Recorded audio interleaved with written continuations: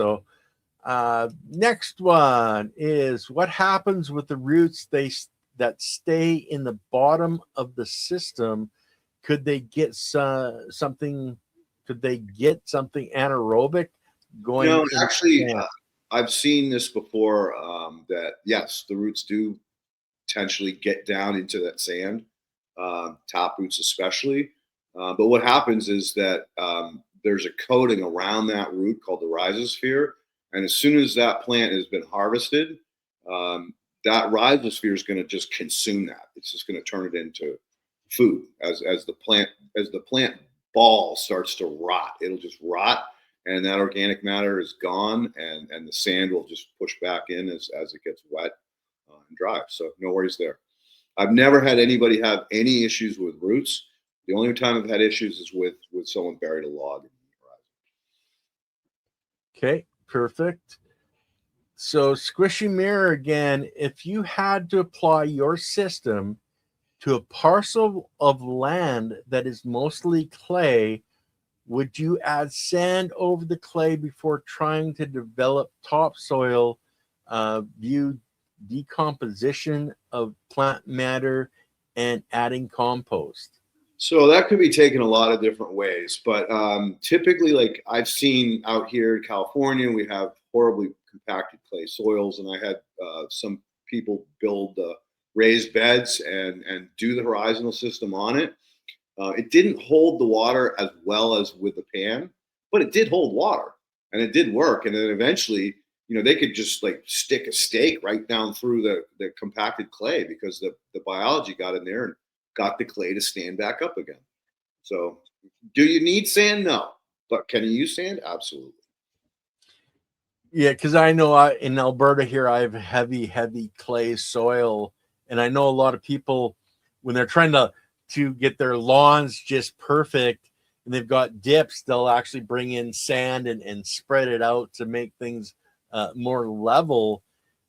So sand is always going to be a bonus. It's got a lot of different building blocks, and I've brought up the Sparks sheet where it shows all the different things that are in a grain of sand, and it's amazing for a warehouse of building blocks for plants.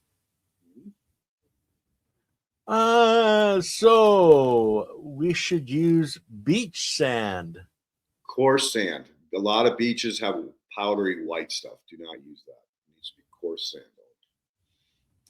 And it's like our rocks. We don't want smooth rocks. We want rocks with lots of edges, so the biology can get in there and build condos, okay, to mine the different minerals that are there. So next, I've had some living soil recipes with basalt in it have higher heavy metals in it, and with final cannabis product, could something be put in to mitigate the heavy metals? Biochar, that would be your buddy. There's also I was just dealing with this. Compost extracts have shown some really beneficial in making the heavy metals non-bioavailable. Now, in some cases, they can actually increase the bioavailability of lead and arsenic. So you have to be very careful about creating that kind of situation.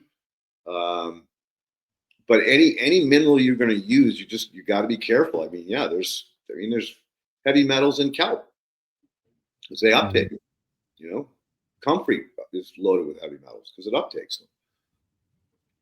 So yeah, it's a challenge. If you're in a commercial grow and you're trying to stay within legal limits, which by the way are ridiculous. They're designed to prevent you from getting into the industry or from taking your product away from you and bankrupting you, because there's lead and friggin' arsenic everywhere. Dude, we went to unleaded gasoline for a reason. Our soils are polluted with lead beyond because of all of our friggin' lead burning friggin' automobiles. And let's face it, the production of petroleum, you're releasing a ton of lead and arsenic into the air. So the lead paints.